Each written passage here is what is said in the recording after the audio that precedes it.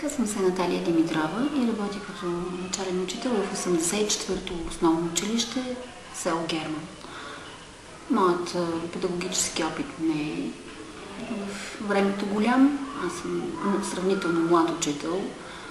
Имам около 4 години стаж в системата на образованието.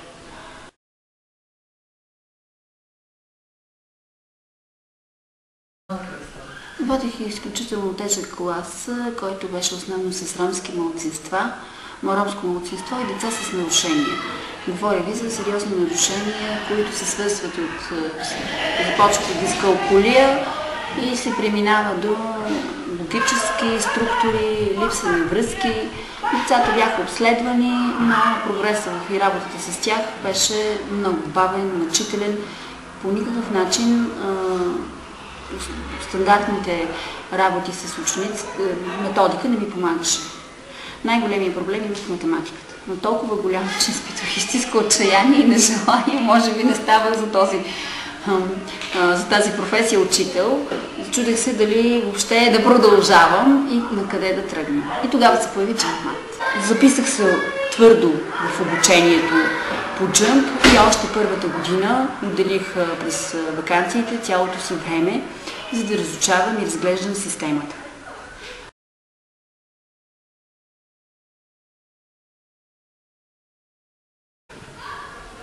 Тази система обърна моя мироглед. Аз съм млад учител, за мен методиката, по която съм се образовала, е важна, тя е основата, на която стъпвам и работя с децата.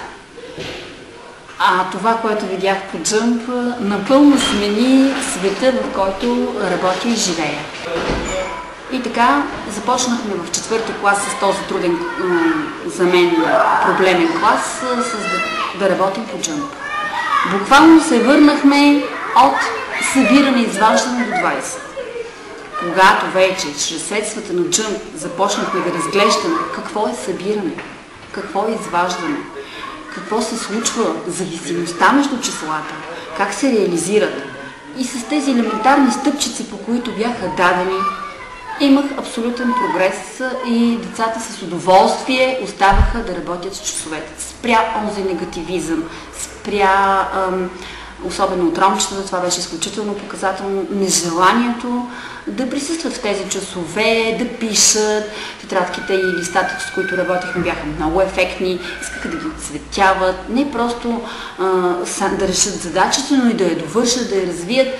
Промениха се самите деца. Мога да кажа, че тези ученици днес не работят по джамп, но учителката по математика специално заяви, че няма бягство от часовете й, има винаги готовност да се излезе на дъската и да се реши задачата. Въпроси непрекъснато се задават, т.е. джамп пробуди тези деца.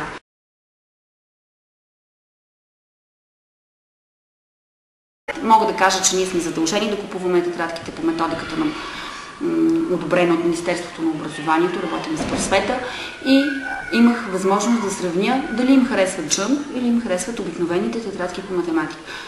Обикновените тетрадки по математика не им харесват. Често не разбираха какво точно трябва да направят. И въпреки обясненията, продължаваха така с по-голям негативизъм да си извършват изписването и свършването на работата там.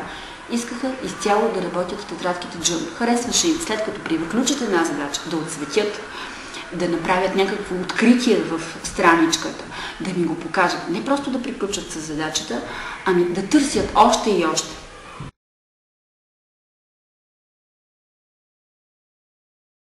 Тази начало учебна година се записахме да участваме в коледно математическо състезание. Върху децата не беше оказан никакъв натиск, просто работата по джамп тръгна изключително положително. И моето предложение, искате ли да участваме в някои от състезанията, които се провеждат в София? Отговорът беше огромно, крещене, радост, да. Участвахме 7 деца, нали, класа от 18. И всъщност и други искаха да се запишат, макар че така в себе си разсеяни, трудно се концентрираха, не може като учител, методист, трудно бих казала, че са готови за работа. Всички деца, без изключение, които са пожелали, се явиха на състезанието. Никакво напрежение. Напротив, работата след това състезание още по-положителна беше.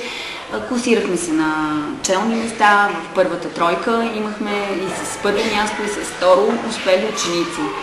Това донесе изключително положително настроение в класа. Първо, децата, които бяха явили на състезания, изпитваха удоволствие, изпитваха удовлетворение. Сега те искат отново да се явяваме, питат ме дали можем да си организираме такива състезания в часовете. Въобще, джъмп като методика, с която не им позволява да се затрудняват, ги кара да са по-уверени.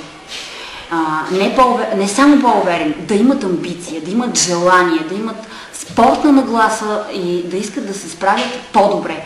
Много е важна мотивацията в училище, детето да е мотивирано да работи. И всъщност най-големият прогрес за мен е точно това. Не само дали са петици и шестици достигнали, а да иска да работи, да желае да работи по тази предмет.